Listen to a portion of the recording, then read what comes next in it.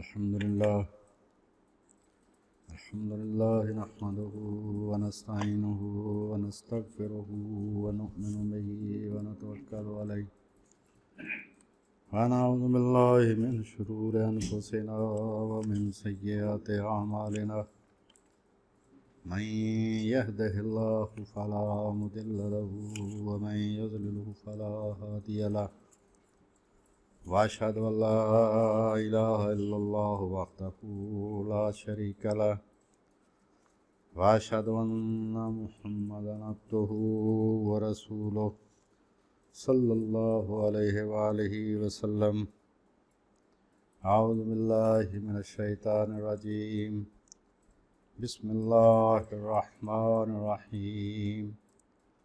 वइज़ नज्जयनाकुम मिन आलि फ़िरऔन यसुमूनकुम सूअल अज़ाबि युज़ब्बिहूना अब्नाअकुम व यस्तहय्यूना निसाअकुम व फ़ी ज़ालिकुम बलाउम मिर रब्बिकुम अज़ीम। अम्मा बअद फ़इन्न खैरल हदीस किताबुल्लाह व खैरल हदी हदी मुहम्मद सल्लल्लाहु अलैहि व आलिहि वसल्लम व शर्रल उमूरि मुहदसातुहा व कुल्लु मुहदसतिन बिदअह व कुल्लु बिदअतिन ज़लालह व कुल्लु ज़लालतिन फिन्नार। सूरह बकरा 49 नंबर आयत मैंने पढ़ी। अल्लाह पाक ने फरमाया, ऐ बनी इसराइल, वो वक्त याद करो जब हमने तुमको आले फ़िरौन से निजात दी। वो तुमको बड़ी तकलीफ़ पहुंचाते थे, तुम्हारे बेटों को ज़बह कर डालते थे और तुम्हारी औरतों को ज़िंदा छोड़ देते थे, और इस तकलीफ़ में तुम्हारे रब की तरफ से तुम्हारी बड़ी ज़बरदस्त आजमाइश थी। तो बनी इसराइल के साथ गुफ्तगू का सिलसिला जारी है। अल्लाह पाक ने जो इनामात उन पर किए, जैसे पिछले जो में ज़िक्र हुआ कि फरमाया कि मैंने तुमको आलमीन पर फजीलत दी। आलमीन पर फजीलत से मुराद ये है उस दौर के लोगों पर फजीलत। उस दौर के लोगों पर फजीलत इस तरह थी कि उस वक्त पूरी दुनिया में अहले तौहीद सिर्फ बनी इसराइल थे। तो अब आगे अल्लाह पाक ने फरमाया कि मैंने तुम पर बड़े एहसान किए, उनमें से एक ये है कि मैंने तुम्हें आले फ़िरौन से निजात दी। जैसे कोई ख़ानदान होता है, उसका कोई नाम होता है, जैसे ख़ानदान मुगलिया था यहाँ पर हिंदुस्तान में, तो चाहे जितने भी बादशाह हुए सारे के सारे एक ख़ानदान के थे। इसी तरह ये फ़िरौन ख़ानदान था, ये नाम नहीं था किसी का, नाम उनके अलग अलग थे। उनका जो ख़ानदान था, उसका जो डायनेस्टी जिसको कहते हैं अंग्रेज़ी में कि बादशाहों का ख़ानदान, उसको फ़िरौन कहते थे। उनका लक़ब फ़िरौन था, नाम उनके अलग अलग थे। और ये 400 साल तकरीबन बनी इसराइल वहाँ पर रहे हैं।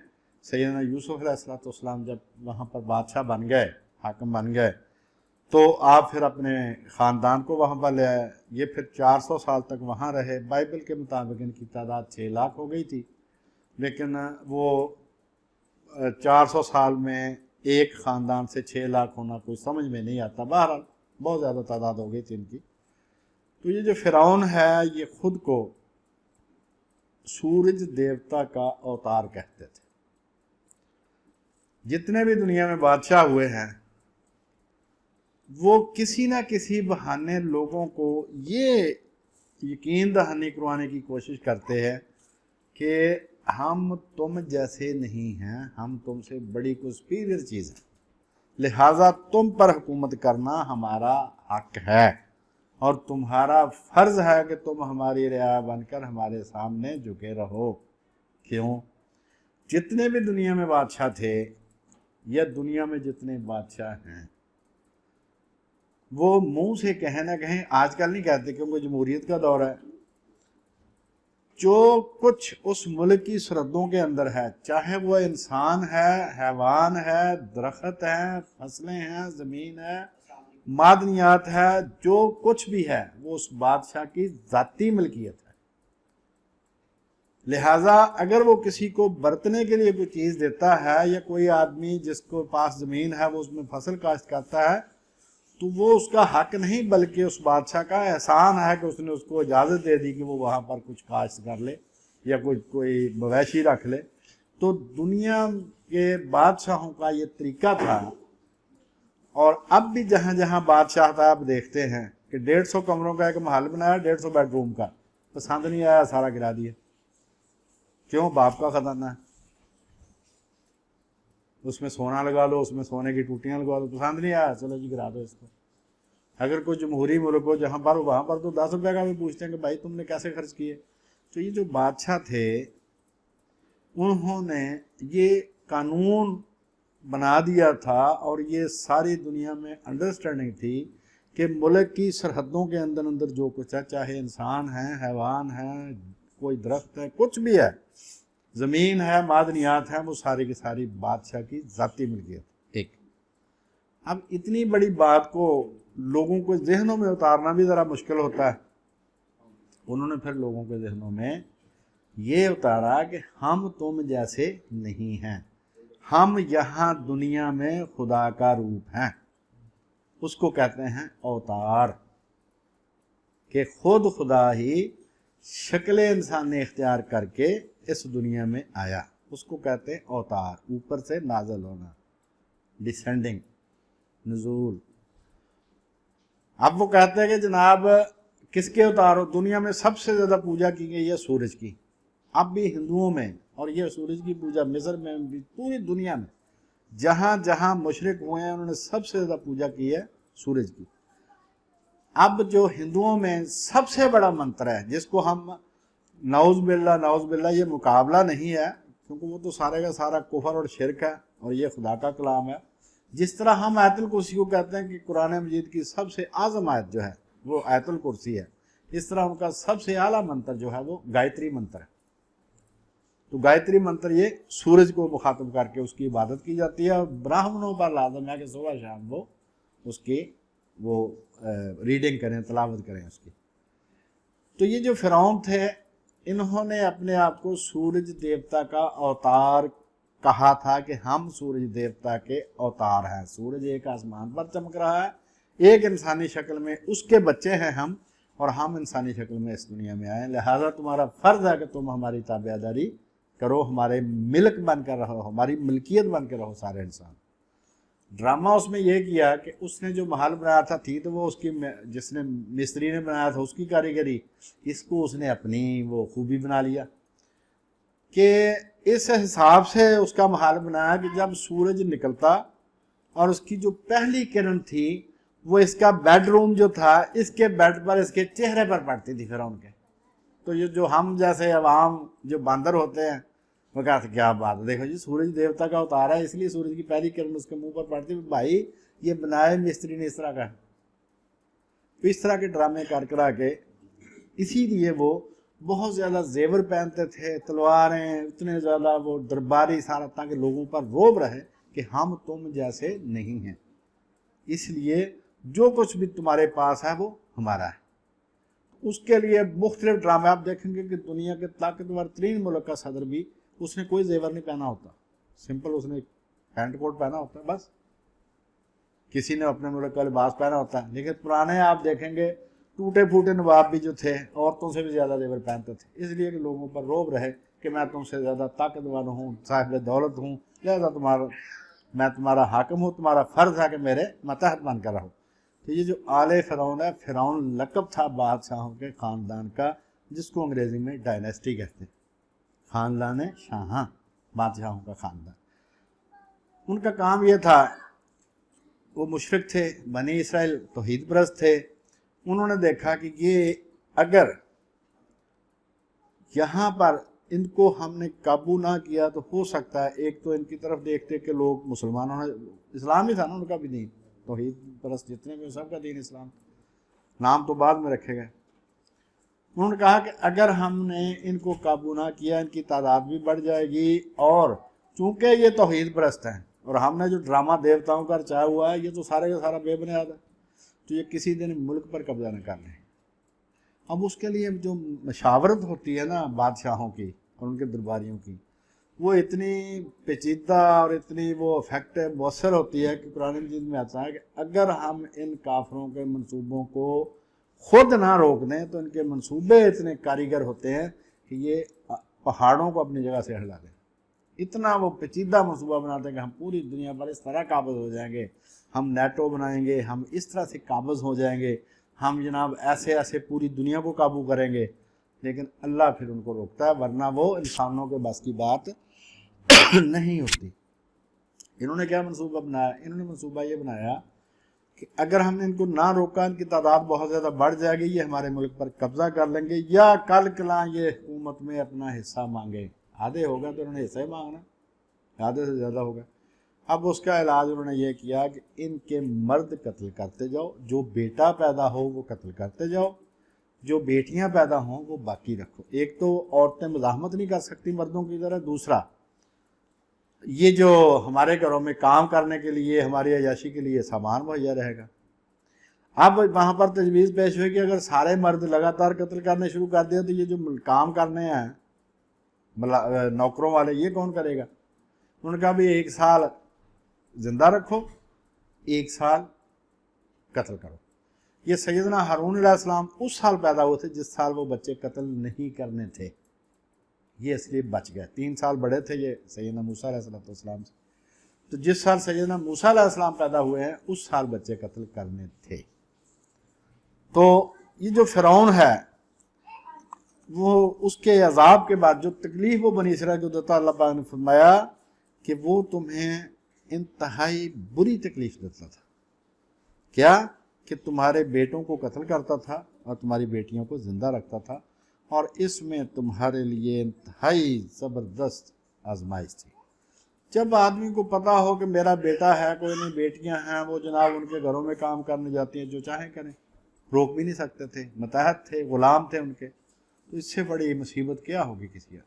तो अल्लाह ने फरमाया बनी इसराइल को कि तुम भाई मेरा वो एहसान याद करो जब मैंने तुम्हें फ़िरौन से निजात दी थी, जो फ़िरौन तुम्हारे साथ ये काम करता था।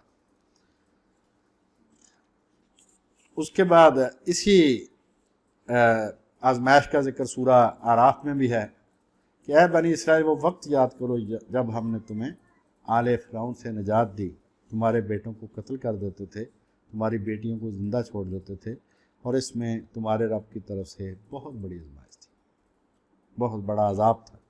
सूरा इब्राहिम। और जब मूसा ने अपनी कौम से कहा ऐ कौम अल्लाह ताला की नेमतों को याद करो, पहले अल्लाह पाक ने डायरेक्ट, फिर ये सैयदना मूसा अलैहिस्सलाम की ज़ुबानी। और जब मूसा ने अपनी कौम से कहा है कौम अल्लाह ताला की नेमतों को याद करो जो उसने तुम पर की हैं, मसलन आले फ़िरौन से तुमको निजात दी जो तुमको तरह तरह की तकलीफ़ें पहुँचाते थे, तुम्हारे बेटों को ज़बह कर देते थे और तुम्हारी बेटियों को ज़िंदा छोड़ देते थे, और इसमें तुम्हारे रब की तरफ से बड़ी आजमाइश थी। सूरा शुअरा, उसमें फरमाया कि फ़िरौन ने बड़े एहसान जताए हज़रत मूसा अलैहिस्सलाम पर। जब मुलाकात हुई कि मैंने तुम पर यह एहसान किया, ये एहसान किया, उन्होंने कहा मुझ पर इस बात का एहसान रखता है कि मेरी कौम को तूने गुलाम बना रखा। इसी तरह सूरह दुखान में फरमाया कि हमने बनी इसराइल को ज़िल्लत-ए-आमेज़ तकालीफ से निजात दी, बहुत बुरा इनका साथ वो सलूक करता था। और ये जो शायद उसका फिल्म का नाम है 10 कमांडमेंट्स, अहकाम अशरा, जो 10 अहकाम तौरात की तख्तियों पर लिखे हुए नाज़िल हुए थे, तो उसमें उसका वो बाइबल से ही उन्होंने कोट किया है कि भाई इनको और तकलीफ दो, इनको कहो कि तुमने तूड़ी भी खुद लानी है, और जो ईंटें वो बनाते थे तूड़ी मिट्टी मिलाकर, तो अब तूड़ी भी तुम खुद ही सरकारी तौर पर सप्लाई नहीं होगी, खुद ही ढूंढ के लागो। उनका जी ईंटें वही होंगी जितनी पहले बनाते थे।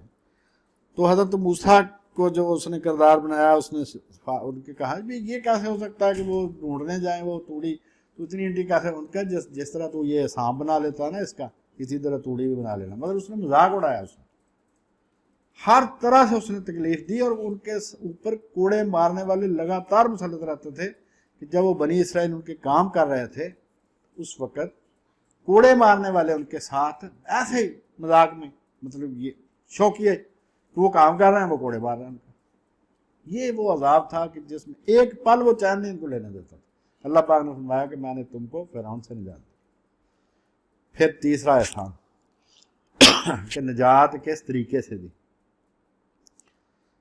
और ऐ बनी इसराइल, ये आयत नंबर 50, और ऐ बनी इसराइल उस नेमत को याद करो जब हमने तुम्हारे गुजरने के लिए समुंदर को फाड़ दिया, फिर तुमको निजात दी और आले फ़िरौन को जो तुम्हारा पीछा कर रहे थे गर्क कर दिया, और तुम सब कुछ देख रहे थे। मतलब ये है कि 400 साल अगर आदमी ने मार खाई हो तो उसको यकीन नहीं आता कि मेरी जान छूट गई। जैसे ही मिसाल देते हैं कि गुर्दे का दर्द ख़त्म भी हो जाए ना, तो उसका शक कई दिन तक बाकी रहता है उसका। इसी तरह ये लोग, अल्लाह पाक ने फरमाया कि जब तुम वहाँ से हिजरत करके मिस्र की तरफ रवाना हुए तो मैंने रास्ते में समुद्र को फाड़ दिया, और समुद्र का पानी दोनों तरफ पहाड़ों की तरह खड़ा था। रास्ता सूखा बन गया, उसमें से ये गुजरे। फ़िरौन और उसके साथी उसमें दाखिल हो गए, पानी दोनों मिल गए।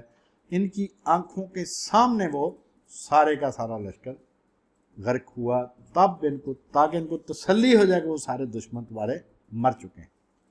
और ये जो है ना कि फ़िरौन के बदन के बारे में दूसरी जगह पर आता है कि आज हम तेरे बदन को बचा लेंगे।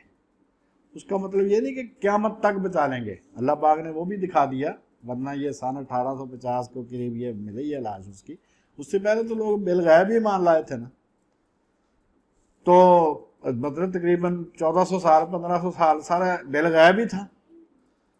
तो अल्लाह पाक ने फरमाया कि आज हम तेरे बदन को बचा लेंगे। इसका मतलब क़यामत तक की गारंटी नहीं है।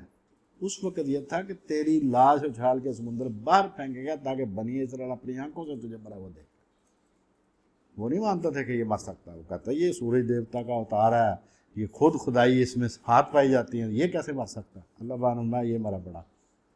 तो अल्लाह पाक ने फरमाया कि तुम्हारी आंखों के सामने तुम्हारे देखते हुए हमने उसके पूरे लश्कर को गर्क कर दिया, तुम देख रहे थे।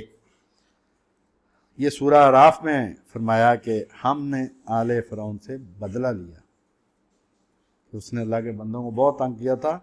हमने आले फ़िरौन से बदला लिया और उन्हें समुद्र में गर्क कर दिया, इसलिए कि वो हमारी आयतों को जुटलाते थे और उनकी तरफ से गफलत बरतते थे। अल्लाह पाक की आयात उन्होंने पेश की सैयदना मूसा अलैहिस्सलाम ने कि भाई मैं अल्लाह का रसूल हूँ। एक तो ये कि अल्लाह पर मान ला, बनी इस्राइल को छुट्टी दे, मेरे साथ चले जाएं, गुलामी इनकी ख़त्म कर। उसने मजाक ही उड़ाया सारे का सारा। 9 निशानियाँ, 9 अजाब उसके सामने लाए सैयदना मूसा अलैहिस्सलाम। 9 निशानियाँ, 7 अजाब थे, 2 निशानियाँ, 9 निशानियाँ को लाए। हर दफ़ा मजाक उड़ाता था। और एक दफ़ा उसने, कोई भी 9 में से एक अजाब था, अब वो रिक्वेस्ट कर रहा है हज़रत मूसा अलैहिस्सलाम से कि क्या ये नहीं कहता कि तो आप नबी हैं तो अल्लाह से दुआ करें ताकि ये हमारा अजाब टाल जाए। कहता है वो जादूगर अपने रब से कहे हमारा ये अजाब टाल। मतलब उसकी उस जो आकड़ थी, तकब्बर था, वो आखिर तक रहा। और फिर अल्लाह ताला ने भी उसके साथ वो किया जो वो मुतकब्बरों के साथ करता। फरमाया हमने आले फ़िरौन से बदला लिया और उन्हें समुद्र में गर्क कर दिया। यह सूरह आराफ 136 नंबर आयत है। इसलिए कि वो हमारी आयतों को जुटलाते थे। जो अल्लाह की आयत को जुटलाए, एक है कि अमल ना करना। आप देखें कई आदमी हैं जो नमाज नहीं पढ़ते, रोज़ा नहीं रखते, लेकिन उनके सामने अल्लाह रसूल का जिक्र किया जाए तो वो कानों को हाथ लगाते हैं, हाथ जोड़ते, कहते यार हमारी गलती है, हम शैतान के पीछे लगे हुए हैं। लेकिन ऐसा नहीं होता कि वो अल्लाह और उसके रसूल का या कुरान मजीद का मजाक उड़ाए। वो अपनी गलती मानेंगे, चाहे कितना गुनाहगार हो, वो फ़ौरन गलती मान लेगा, हाँ यार मेरी गलती है, ये मुझे करना चाहिए, लेकिन करेगा वो फिर भी नहीं। लेकिन वो उस कैटेगरी में नहीं आता जो अल्लाह और उसके रसूल का और अल्लाह पाक की वही का मजाक उड़ाता है। उसकी फिर सज़ा यही है। सूरह यूनुस है 90 नंबर आयत। हमने बनी इसराइल को समुद्र से पार कर दिया। फ़िरौन और उसकी फ़ौज ने सरकशी और जुल्म और ज़्यादती के साथ उनका पीछा किया, मगर वो पार ना कर सके। और यहाँ तक कि जब फ़िरौन डूबने लगा तो कहने लगा मैं उस इलाह पर ईमान लाता हूँ जिस पर बनी इसराइल ईमान लाए, और इसके सिवा कोई इलाह नहीं, और मैं भी मुसलमानों में से हूँ। जब मुतकब्बर की गर्दन का मनकाड़ा तोड़ता है ना, तो उसकी बोली फिर सुनने वाली होती है उसकी। फिर उसको सारा फ़ख्र जाता रहता है उसका कि मैं जी सूरज देवता का अवतार हूँ, मैं फलां देवता हूँ, मुझ में खुदाई से बात है। वो सारा कुछ उसको भूल जाता है और फिर वो महज एक कीड़ा मकोड़ा बन जाता है। 1 मिनट में उसने सारी की सारी शर्तें मान ली, जिनमें से एक भी पहले वो मानने के लिए तैयार नहीं था कि मैं उस इलाह पर ईमान लाता हूँ जिस पर बनी इसराइल ईमान लाए, और इसके सिवा कोई इलाह नहीं, और मैं भी मुसलमानों में से हूँ। लेकिन चूंकि जब मौत सामने नजर आ रही हो तो उस वक्त का ईमान मोतबर नहीं है। बिल गैब सारा कुछ है। सूरह ताहा 77 और 78 नंबर आयत है। फरमाया हमने मूसा की तरफ वही भेजी कि मेरे बंदों को साथ लेकर रात के वक्त यहाँ से निकल जाओ, जो समुंदर रास्ते में है उसमें लाठी मारकर उनके लिए खुश्क रास्ता बना लो। इसी तरह तुम्हें ना फिरौन के पकड़ने का कोई अंदेशा होगा ना डूबने का डर। तो फिरौन ने अपनी फौजों के साथ उनका पीछा किया तो समुद्र की मौजों ने अपनी लपेट में ले लिया। आगे है सूरह शुरा। हमने मूसा की तरफ वही भेजी कि समुद्र पर अपनी लाठी मारो। उन्होंने लाठी मारी तो समुद्र फट गया और पानी दोनों तरफ बड़े बड़े पहाड़ों की मानंद खड़ा हो गया। फिर हमने वहां दूसरों को यानी आले फिरौन को भी उनके करीब कर दिया। मूसा और उनके सब साथियों को हमने निजात दी और आले फिरौन को गर्क कर दिया। इस वाकया में दानाई के लिए बड़ी निशानी है। इबरत कहते हैं दानाई को, विजडम, किसी शय से नसीहत हासिल करना, दानाई हासिल करना, उसको कहते हैं इबरत। तो इस वाकया में इबरत के लिए यानी दानाई हासिल करने के लिए अगर किसी ने नसीहत हासिल करनी हो तो उसके लिए बड़ी निशानी है। क्या कि तकब्बर को हमेशा शिकस्त होती है और अहले ईमान को अल्लाह पाक आखिरकार निजात देता है। लेकिन इसके साथ साथ यह भी फरमाया यहूदियों के बारे में कि इतनी एहसानों के बावजूद फिर भी उनमें से अक्सर लोग ईमान लाने वाले नहीं। आगे सूरह अनफाल। आले फिरौन, ये 54 नंबर आया था। आले फिरौन ने अपने रब की निशानियों को जुटलाया तो हमने उनको उनके गुनाहों की वजह से हलाक कर दिया, यानी हमने उन सब को गर्क कर दिया और वो सब जालिम थे। सूरह ज़ुखरफ 55 और 56 नंबर आया था। जब आले फिरौन ने हमें गुस्सा दिलाया तो हमने उनसे इंतकाम लिया और उन सब को डुबोकर किस्सा पारीना बना दिया, भूली बिसरी दास्तान बना दिया। अब दास्तानों में जिक्र रह गया वैसे नहीं, और बाद वालों के लिए उन्हें इबरत बना दिया, दानाई नसीहत का सामान बना दिया। अब आ गए इनके करतूत। ये जो कहते हैं ना अब भी कि हम खुदा की चुनिंदा कौम है, सिलेक्टेड नेशन है हम, इनके करतूत ये है 52 नंबर आयत। और वो वक्त याद करो जब हमने मूसा से 40 रात कोहे तूर पर रहने का वादा लिया, तो उनके तूर पर जाने के बाद बछड़े को माबूद बना लिया और इस तरह तुमने अपनी जानों पर बड़ा जुल्म किया।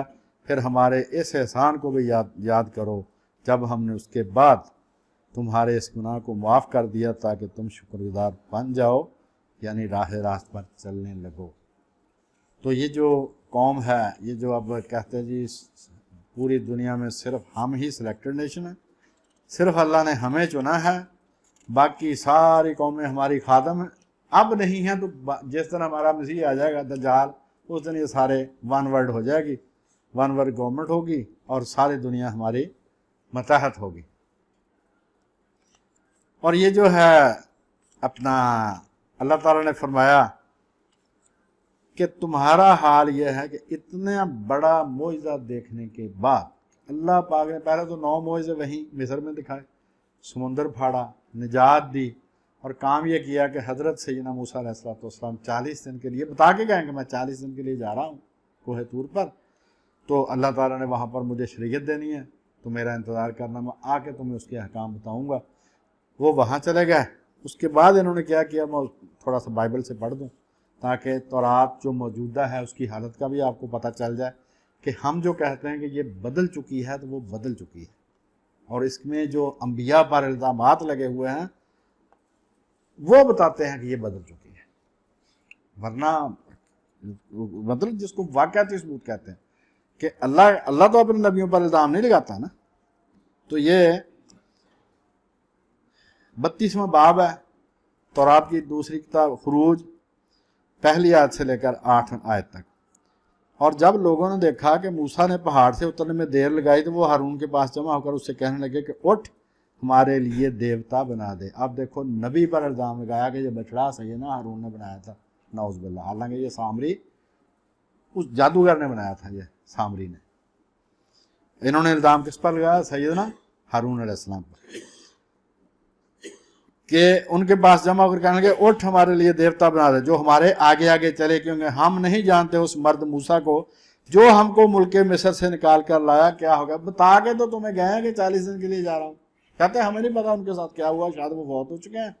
तो जो हमें मिस्र से निकाल कर लाए थे ना एक मर्द, अब देखो उनको नबी नहीं मान रहा। 9 मौजे उनके मिस्र में देखे, 10वां उनका ये देखा सामने, 11वां इसकी फ़िरौन की गरकाबी, सारे कुछ के बावजूद उनको नबी का लफ्ज नहीं उन्होंने बोला। बनी इसराइल क्या कह रहे हैं? उस मर्द मूसा को जो हमको मुल्क मिस्र से निकाल कर लाया, पता नहीं क्या हो गया, तुम्हें बता के तो गया कि मैं 40 दिन के लिए जा रहा हूं।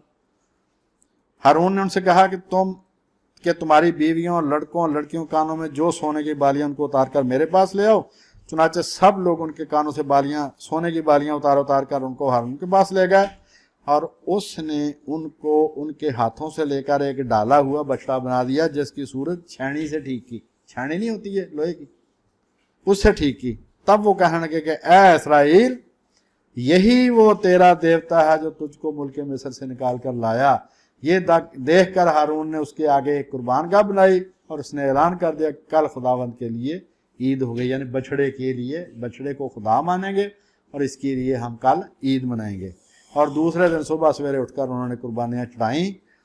फिर उन लोगों ने बैठ कर खाया पिया और उठकर खेल कूद में लग गए।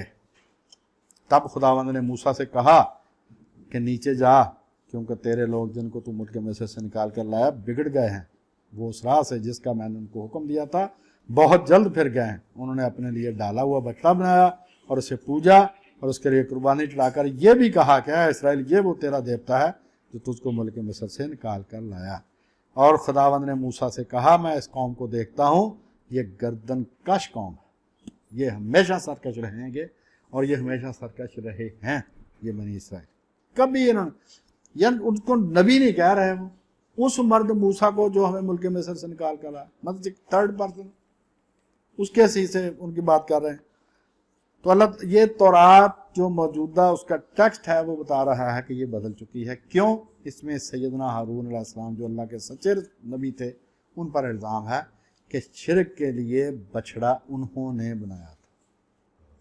तो एक निशानी इसके बदले होने की ये है कि जो अम्बिया किराम अलैहिस्सलाम पर इल्ज़ाम है, वो इस बात का सबूत है कि ये तौरात वो खुदा ताला का कलाम अब वो वाला नहीं रहा, इसमें मिक्स हो गया सारा, दूसरा कलाम भी और ये खुदा का कलाम भी, अवाम का कलाम भी, ताकि हम ये कह सकेंगे ये टोटल के टोटल वो असली तौरात है जो अल्लाह पाक ने उतारी थी। तो जो नबियों पर इल्ज़ाम है इसमें, और भी हज़रत सैयदना आदम पर इल्ज़ाम है, सैयदना इब्राहीम पर और सारे। और अभी 2-3 दिन पहले मुझे इत्तेफाक हुआ ये बाइबल पढ़ने का, अंग्रेज़ी की बाइबल है एक NIV, न्यू इंटरनेशनल वर्जन, ये अमेरिका में तर्जमा छपा है। उसमें 2 आदमियों ने लिखी तफसीर, 31 आदमियों ने उसको चेक किया और 9 ने उनको चेक किया, मतलब टोटल 42 आदमियों की मेहनत है। 42 मुफस्सिरीन ने मिलकर वो तफसीर लिखी है, और उसमें एक्सप्लेनेटरी नोट भी हैं, तौज़ीही वजाहत करने वाले उसमें नोट भी हैं कि भाई इस लफ्ज़ की ये तशरीह, जिस तरह तफसीर करते हैं। तो उसमें उसने लिखा कि हज़रत इब्राहीम अलैहिस्सलाम नौज़ बिल्लाह बिल्कुल पहले वो शिरक करते रहे थे। और उसने कहा कि आप पहली मुलाकात जो इसमें जिक्र है बाइबल में, कि आप पहली मुलाकात की, उनकी गुफ्तगू सुने अल्लाह की, और उनकी, अल्लाह ने उनको शिरक से मना भी नहीं किया। कैसा? ये लोग हैं जो कहते हैं जी कुरान मजीद जो है ये मशकूक कलाम है, हमारी किताब बिल्कुल सही किताब है जिसमें नबियों पर इल्ज़ाम है। तो उन्होंने हर नबी पर इल्ज़ाम लगाया उन्होंने। तो अब ये जो है कि अल्लाह ताला ने हज़रत मूसा अलैहिस्सलाम से कहा था कि मैंने, जब तुम ए बनी इसराइल, तुमसे वादा लिया था कि मूसा अलैहिस्सलाम 40 दिन दूर पर रहेंगे, तो तुमने उन्हीं 40 दिनों में बछड़ा बना लिया था। तो बछड़ा जिसने बनाया था वो सामरी था। ये इन्होंने जो मौजूदा तौरात है उसमें ये शामिल कर दिया कि वो हज़रत हारून अलैहिस्सलाम थे। और दूसरी तरफ ये कहते हैं कि जब इमाम नमाज बनाने का वक्त आया कि कौन बैतुल मुक़द्दस का इमाम होगा और फिर उसकी औलाद में से, तो उस वक़्त सरदारों ने कहा कि हम हज़रत हारून को इमाम नहीं बनने देंगे, क्योंकि अल्लाह का हुक्म था कि हज़रत हारून इमाम होंगे। तो उन्होंने कहा जी हम नहीं इमाम बनने देंगे। उन्होंने कहा कि एक भाई नबी बन गया, एक भाई इमाम बन गया, हम नहीं ऐसा होने देंगे। तो हज़रत मूसा अलैहिस्सलाम ने कहा कि भाई अपनी अपनी लाठियां लाओ, रात बैतुल मुकद्दस में रख देते हैं। जो भी खैमा था ना जिसमें अल्लाह पाक की तजल्ली होती थी, तो जिसको सुबह सूखी हुई लाठी, ताज़ा कौंपलें फूटी हों और उसमें ताज़ा बादाम लगे हों, वो अल्लाह का चुना हुआ होगा, जिसकी लाठी वो अपने में निशानियाँ लगा के वहाँ पर रखो। तो सुबह जब हुई तो सैयदना हारून अलैहिस्सलाम की लाठी में कौंपलें भी फूटी हुई थी, बादाम भी लगे हुए थे, यानी अल्लाह के चुने हुए वो थे। एक तरफ ये मर्तबा उनका, दूसरी तरफ कह रहे हैं जी ये मौजूदा दौरात में कि बछड़ा उन्होंने बनाया था। तो ये कौम जो है, इनको ना कोई शर्म ना कोई हया, चाहे नबी हो चाहे गैर नबी हो, इनका इल्ज़ाम लगाना जो है वो एक सेकंड की बात है। आप इनका जो पूरी दुनिया का मीडिया है उसको देख लें हालत। पूरी दुनिया में 94% जो मीडिया है वो कुल 6 कंपनियों के पास है, 6% बाकी पूरी दुनिया के पास है, और तकरीबन 250 मुल्क हैं पूरी दुनिया में। उसमें से 94% 6 कंपनियों के पास है कुल मीडिया, और वो 6 की 6 यहूदियों की है। प्रोपेगेंडा क्या होता है कि मुसलमान दहशतगर्द हैं। अगर कोई जमात सैलाब ज़दगान की मदद करती है वो दहशतगर्द है। अगर वो मासूमों पर बमबारी करते हैं वो आज़ादी और हुर्रियत है, वो कहते हैं हम इनको आज़ादी दिलाने के लिए आए, उन पर बमबारी करके शादियों पर बमबारी की है अफगानिस्तान में, बच्चे बूढ़े औरतें सब मार दिए, कहते हैं हम इनको आज़ादी दिलाने के लिए है, यानी ज़िंदगी से आज़ादी दिलाने के लिए है। मुसलमान जो सैलाब ज़दगान की मदद करते हैं, बीमारों का इलाज डिस्पेंसरी बनाते हैं, उसके लिए फ्री एम्बुलेंस सर्विस देते हैं, वो हैं दहशतगर्द। ये है मीडिया का कमाल। कहते हैं जी मौजूदा दौर, एक वो मेजर आमर साहब का एक फिक्र है जी, मौजूदा दौर परसेप्शन मेकिंग का दौर। भाई सारी हमेशा से प्रोपेगेंडा ही कामयाब रहा। हज़रत नूह अलैहिस्सलाम ने 950 साल तबलीग की, कोई आदमी बाहर से मान नहीं लाया, 3 बेटे थे, 3 बहुएं थे, 7वें आप थे। यह है प्रोपेगेंडा का कमाल। हज़रत इब्राहीम, पूरी कौम को उन्होंने दावत दी, सबके सामने बहुत जो उनकी वो बेबसी उन्होंने ज़ाहिर की। सिर्फ एक चचा का, एक भतीजा इनका, हज़रत लूत इनके भतीजे थे, और एक चचादार बहन हज़रत सारा, बस 2 मान लाए थे। ये है प्रोपेगेंडे का कमाल। तो एक आदमी, उसके 70 टीवी चैनल थे, ये आज से 20 साल पहले की बात है। उसका एक दफ़ा मैंने इंटरव्यू उसका पढ़ा कि एक यहूदी के 70 टीवी चैनल, और वो 96% मीडिया दुनिया का यही प्रोपेगेंडा कर रहा है कि रसूलुल्लाह सच्चे नबी नहीं है, मुसलमान दहशतगर्द हैं, कुरान में ये दहशतगर्दी की किताब है। एक उसका फ़ायदा ये हुआ कि जहाँ जहाँ मुसलमान पैगाम नहीं पहुँचा सके वहाँ वहाँ उन्होंने पैगाम पहुँचा दिया। जब कुरान मजीद के खिलाफ इतना प्रोपेगेंडा और लोगों ने अंग्रेज़ी तर्जमा लिया, जो पढ़ता है वो मुसलमान होना शुरू हो जाता है। एक इंजीनियर था अंग्रेज़ मिस्र में, उसने कहा जी मैं कुरान मजीद में बहुत सारी गलतियाँ, मैं इसकी गलतियाँ निकालूंगा। तो उसने कहा भाई मुझे कुरान मजीद ला दे। साथी को कहा, मिस्री जो मुसलमान था, उसने कुरान मजीद ला दिया। अब उसका नाम जो गलतियाँ निकालने वाले का है अब्दुल्ला। तो ये कमाल है कि जहाँ जहाँ मुसलमान अपना पैगाम नहीं पहुँचा सके उन्होंने पैगाम पहुँचाया। ये कशमकश जारी रहेगी, इसी में सारी नौकरी लगी हुई है सबकी, इसी में अजर है। अगर सारे के सारे नेक हो हैं तो किसी को, जो हमारे दौर के लोग हैं, इनको तो कोई चपड़ासी भी नहीं रखेगा इस्लामी सल्तनत में, जिस तरह के हम हैं। तो ये नौकरी लगी हुई है।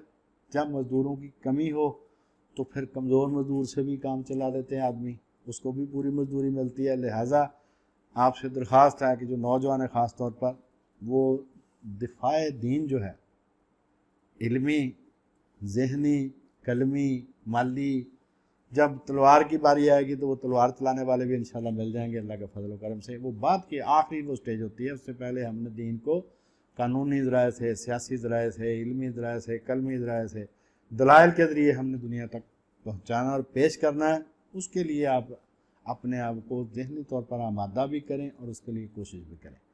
वमा लना इल्लल बलाग।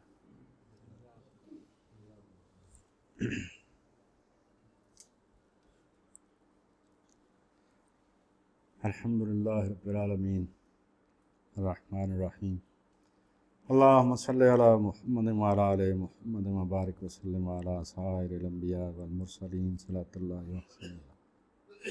ला इलाहा इल्ला अंता सुब्हानका इन्नी कुन्तु मिनज़ ज़ालिमीन।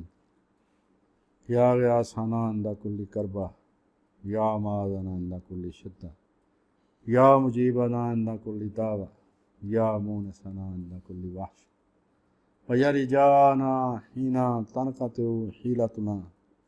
सल्ले व सल्लम व बारिक दाइमन अला सय्यदना मुहम्मदिन अल मुस्तफ़ा व अला आलिहि व सहबिहि वल्हम्दुलिल्लाहि अव्वलन व आखिरा। या ज़ल जलाल वल इकराम या हय्यु या क़य्यूम बिरहमतिका नस्तगीस अस्लिह लना शानना कुल्लहु व ला तकिलना इला अनफुसिना तरफ़त ऐन व ला इला अहदिन मिन ख़ल्क़िका अबदा। सुब्हान रब्बिका रब्बिल इज़्ज़ति अम्मा यसिफ़ून व सलामुन अलल मुरसलीन वल्हम्दुलिल्लाह।